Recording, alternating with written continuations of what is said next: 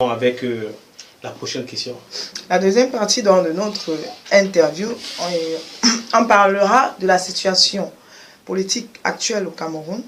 Alors pour cela, nous sommes partis sécuritaire, merci Monsieur le Président, les mots m'ont échappé, sécuritaire au Cameroun. Pour cela, nous avons pris comme première critère d'analyse la situation qui s'est produite en Côte d'Ivoire. Le 25 octobre 2025, on a assisté à la réélection du président Alassane Dramane Ouattara en Côte d'Ivoire. Malgré les irrégularités et les multiples boycotts actifs des populations, il a été réélu président. Les principaux médias mainstream ont eu un traitement complaisant à l'endroit du processus électoral en Côte d'Ivoire, ce qui n'a pas été d'ailleurs le cas au Cameroun. Monsieur le Président, nous voulons comprendre. Est-ce que nous sommes là en présence flagrante d'une duplicité, du traitement différencié de deux situations vraisemblables, identiques, et comment comprendre ce traitement? Non, c'est très facile à comprendre, c'est pas compliqué. Mais c'est bien parce que, comme on est toujours en train de comparer les deux pays, et c'est pas un hasard. Si. C'est bon comme ça, c'est pas un hasard. Et vous dites d'ailleurs même souvent, ils sont sur le jumeau du Cameroun. Oui, il y a une gémilité historique qu'il y a les deux pays. Où il avait été vice-président du RDA. Pendant qu'au fond, on était le président, on connaît ce qui s'est passé. On peut y revenir. Donc, on connaît le rôle de la Côte d'Ivoire dans la renaissance du panafricanisme sur le continent. C'est la faveur du conflit ivoirien que le panafricanisme est reparti. Donc, de tout point de vue, la Côte d'Ivoire joue un rôle historique. En tant que lieu, n'est-ce pas, matrice qui a fait bouillir le renouveau panafricaniste. Alors, la comparaison est intéressante parce qu'on n'est pas obligé, Mme Diba, d'interpréter la comparaison comme eux. Nous pouvons aller chercher, pendant qu'ils établissent des comparaisons, voir le vrai visage de cette comparaison, qui est masqué par la propagande et le jeu de la France visant à masquer la situation coloniale de la Côte d'Ivoire. Parce qu'en Côte d'Ivoire, on est rentré, c'est la colonie pratiquement. Et le cas camerounais, où malgré le fait qu'on ferme les yeux, on voit bien qu'un pays se bat pour s'émanciper. Ne serait-ce que par le rôle que nous avons joué dans, le rôle que le pays joue dans ce qu'on appelle la renaissance du panafricanisme. C'est un fait. Alors, ça veut dire quoi? On ne va pas revenir sur les droits de M. Ouattara en tant qu'agent principal de la recolonisation de l'Afrique, droits qui lui sont donnés par ses parents. Il a le permis de tuer, il a le permis de voler, il peut faire tout ce qu'il veut. C'est bien. On va le blanchir. Il peut dire qu'il va faire un mandat, il fait 10. C'est bien. On fait comme si, c'est-à-dire que c'est bon. D'ailleurs, qu'il a écarté on lui donne les certificats de bonne gestion économique. Tous les opposants. Alors qu'en matière de gestion, c'est la calamité des calamités. Bref, ça c'est la logique même de... Vous avez oublié la charte de l'impérialisme. C'est la logique, c'est clair. Donc, dès que quand l'impérialisme dit que quelque chose est bon, elle est bonne. Il n'y a pas de débat là-dessus. Donc, Ouattara a tous les droits. Il fait tout ce qu'on interdit à d'autres présidents de faire, lui il le fait. Et c'est bon. C'est la norme. Mais maintenant, quand vous arrivez au Cameroun, vous êtes dans un pays où le président, dans le cadre d'une néocolonie, a décidé de jouer une aventure terrible, de vouloir la démocratiser. Où des gens sont de plus en plus libres au quotidien, n'est-ce pas? Et où les élections se passent comme ce qu'on est en train de voir. Où on voit bien que celui qu'on appelle dictateur est battu dans 4 régions du pays et le résultat est donné comme tel. Alors là où, en Côte d'Ivoire, avant les élections, le résultat était connu, ça a fuité. Et puis on connaît le score de M. Ouattara. En principe, en Côte d'Ivoire, l'élection c'est 2 tours. Mais 2 tours égale 1 tour depuis qu'il est président. Mais il y a quand même une loi qui est d'accord, c'est constitutionnel en Côte d'Ivoire qui a plus de, je crois, 50%. Vous passez en un tour et dans 89%. Vous admettez avec moi que cette loi-là visait simplement à légitimer les élections. On te le dit 1 tour. Le Cameroun lui dit 1 tour. Il n'est pas hypocrite. Lui, il dit 2 tours en mettant une loi qui va justifier que lui, 2 tours, il a dit 1 tour. Parce que lui, depuis qu'il est là, il gagne toujours 1 tour. Dans les conditions que tout le monde sait. Qui ne connaît pas le niveau d'abstention qui est en Côte d'Ivoire? On parle de quoi? qu'est-ce qu'on veut montrer aux gens? Il n'y a que la France pour faire croire qu'on peut bien gérer une néocolonie et faire de ça un modèle. La Côte d'Ivoire, c'est une colonie. On a recolonisé le pays dans le cadre d'un programme de recolonisation du continent africain. C'est connu, ça a été assumé à l'époque par les cercles français. Puisqu'à l'époque, on savait que dès qu'on a fini Ouattara en Côte d'Ivoire, c'est le Cameroun, et le président de l'époque s'appelait Marafa, Amidou Raya. Je le dis tous les jours. C'était arrêté. Donc c'était un plan de recolonisation du continent. Le Ouattara n'a qu'inauguré ça. À qui veut-on faire croire qu'une colonie, une néocolonie de ce type, en plein fin du XXe siècle, début XXIe siècle, que l'enjeu c'est, il est bien géré, il y a des performances. Il n'y a aucune performance là-bas. La seule performance qu'il y a là-bas, c'est le niveau de pillage du pays par la France. Et tous ceux qui veulent faire les comparaisons, honte à eux, c'est pas possible. C'est-à-dire que on veut croire que le jour n'est plus le jour c'est la nuit, et la nuit c'est le jour. Chacun connaît la situation en Côte d'Ivoire. Les Ivoiriens le décrivent mieux que tout le monde. Les enquêtes secrètes qu'on met sous le tapis, quand elles ressortent, on connaît la réalité. On a arraché un pays à ses habitants. Les Ivoiriens sont échangés chez eux. C'est quoi le Cameroun? Non, pour vous, monsieur le président. Non, c'est pas pour moi, ce sont des faits. Mais puisque vous êtes tenté de dire que. Non, ce sont des faits. Le 2 poids 2 mesures sur le traitement. La comparaison. L'enjeu lequel là, c'est la France. Le but de la France, c'est de diaboliser, de saccager, de discréditer les récits panafricanistes, les récits qui visent à l'émancipation des peuples, peu importe le niveau qu'on atteint, peu importe. Parce que c'est très bien que si elle perd la bataille de ces récits-là, la Côte d'Ivoire sera intenable. C'est ce qu'au niveau du récit. L'enjeu, il est là. C'est pas autre chose. Donc cette comparaison, elle est fabriquée de toutes pièces. Mais la vraie comparaison, maintenant, je vais vous la donner. C'est le processus d'ivoirisation. Même technique. Au Cameroun, c'est la même chose. Comment la France a fait pour déstabiliser la Côte d'Ivoire?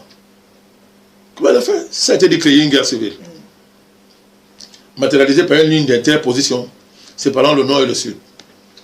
En exploitant les appartenances religieuses, mais dans le cadre d'une géo-ethnie consistant à transporter des pays voisins dans le cadre de l'économie néocoloniale, transporter des pays voisins, des populations qu'on a installées, et quand elles sont arrivées à un seuil démographique suffisant d'après les critères de la France, 36% en montant, mais on a posé un problème du Nord. Si. Vous oubliez ça? Non, monsieur le président.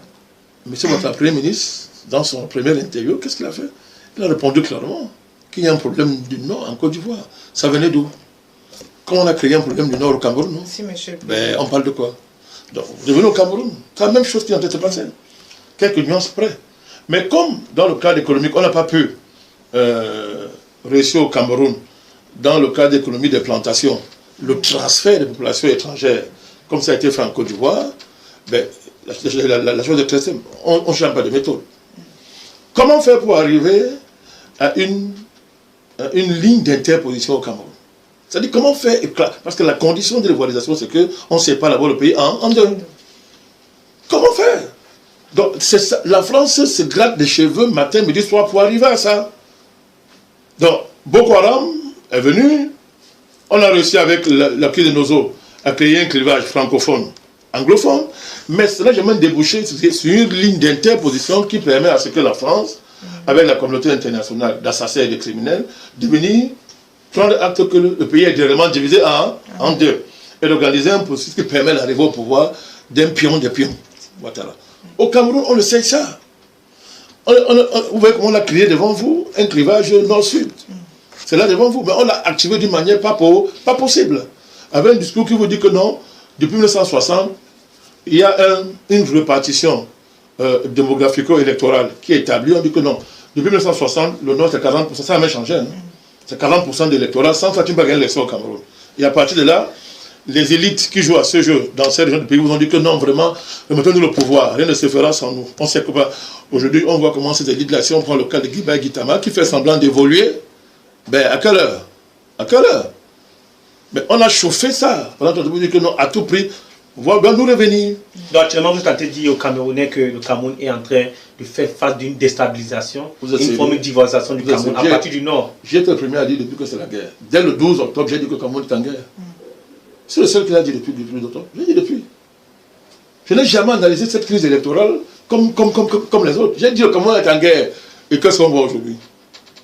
Ce qu'on voit dans nos villes là, c'est quoi? C'est pas la guerre? Heureusement que les forces de maintien de l'ordre, elles aussi ont compris. Elles ont compris ce qui est en jeu.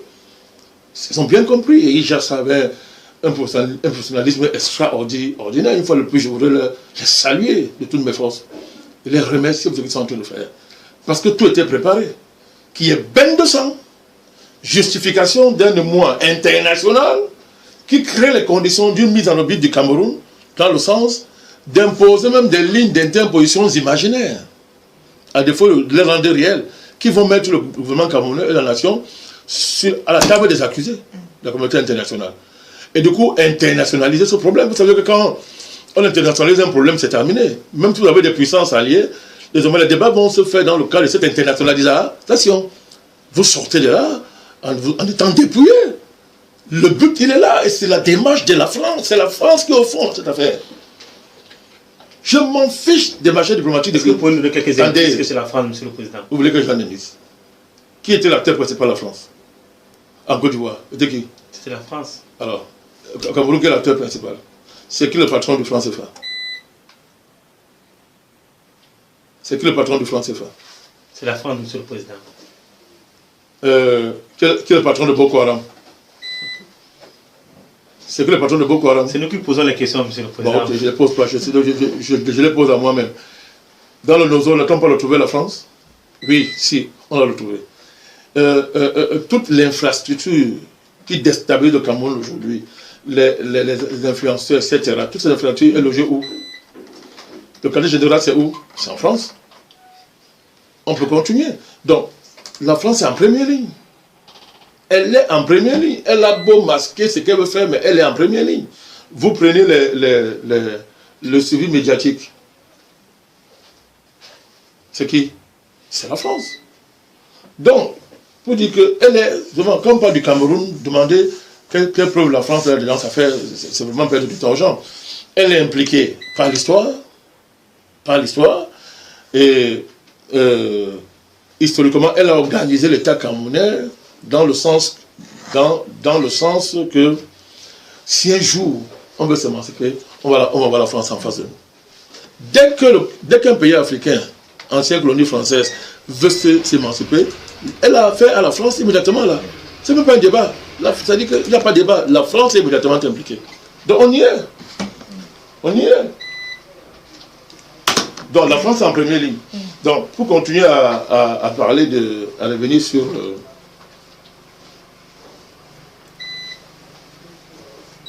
les enjeux de libéralisation du Cameroun. La libération du Cameroun, les choses sont claires. C'est-à-dire que à défaut d'avoir une ligne d'interposition, on l'a fabriqué de manière imaginaire. Ça a été tous les investissements qui ont été faits à l'ouest du Cameroun, parce que la France anticipait elle a bien vu, sur l'axe, les fondements de l'axe nord-sud, elle a anticipé. C'est toutes les raisons que je viens de vous expliquer. C'est-à-dire où le quartier général, les infrastructures, l'organisation se fait en France. Est-ce un hasard si le cabinet d'avocats fait sa conférence en France? C'est aussi un hasard?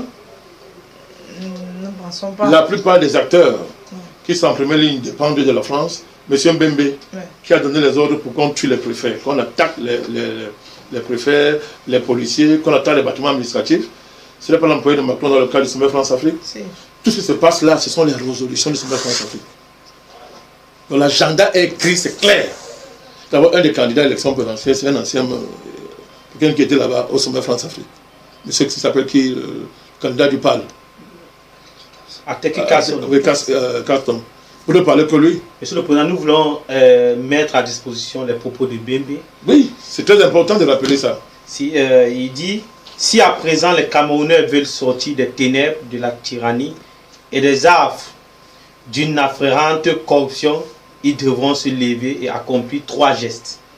Et d'abord, vaincre la peur du préfet, du sous-préfet, du commissaire, du gendarme, du commandant de brigade et de tous les navires qui, semblables à de petits vampires, stimulant depuis 43 ans et exécrable réflexe de tacheté et de cette propension à la possession morale. Ils devront surtout s'entraîner à la maîtrise du feu. Car malheureusement, le constat est irréfutable. Au stade où l'on en est, où l'on se trouve, rien malheureusement ne passera sans le feu, pas même la démocratie. Très bien. Ce sont des phrases de M. Achille Bébé. C'est un appel au meurtre, c'est un appel à la guerre civile. Nous rappelons que ça a été publié par Michel Gali. Dans le cadre de ce concert, qui est un agent d'influence de la France. Dans le cadre de révolution de couleur. Tout est là. Macron ne peut pas le dire, il le fait dire par son agent camerounais. C'est clair. Donc. Et qu'est-ce qu'on voit dans nos villes à l'heure actuelle? On assiste à... Qu'est-ce qu'on voit dans nos villes à l'heure actuelle? À la mise en pratique des directives de M. Mbembe agissant pour le cadre, pour le compte de la France. De la France. Alors, c'est pas seulement ça. Tout ça est coordonné par des ONG. Des ONG sont présents. Des groupes, des gens sont organisés dans le cadre de ce qu'on appelle les activités citoyennes, mais ce sont des réseaux dormants. Ce sont des cellules. Ça, ce ne sont pas des réseaux dormants, ce sont des cellules qui agissent sur le canevas officiel de la société civile, la promotion de la démocratie et de la citoyenneté. Mais il y a des réseaux dormants, mon cher Djangele. C'est-à-dire que la similitude avec la Côte d'Ivoire, c'est quoi? Combien d'étrangers sont entrés au Cameroun actuellement? Combien d'étrangers sont dans la ville de Douala? Combien d'étrangers dans la ville de Douala? Ces Camerounais qui, ces casses-là, tous ces chaos qu'on a mis dans la ville de Douala, les casses, ces gens, quand on les voit, combien ressemblent à des Camerounais? Monsieur le Président... Vous ne pouvez pas, parce que je dis les très sérieux. Combien ressemblent à des Camerounais? Mais c'est un programme qui a été mis en place. Ces gens sont entrés par un ensemble de canevas. Un ensemble de canevas qu'on a masqué derrière les couvertures communautaires, etc. Mais c'était bien préparé, bien organisé. Et à la veille des élections, on a démantelé des arsenaux, des armes, etc. On n'a pas fait. L'État, tout ça est documenté. Tout ce que je dirais est documenté. C'est documenté. Voilà pourquoi j'ai dit que ce n'était pas une élection, c'était une guerre. Et ça se voit dans nos villes. Pour M. Achille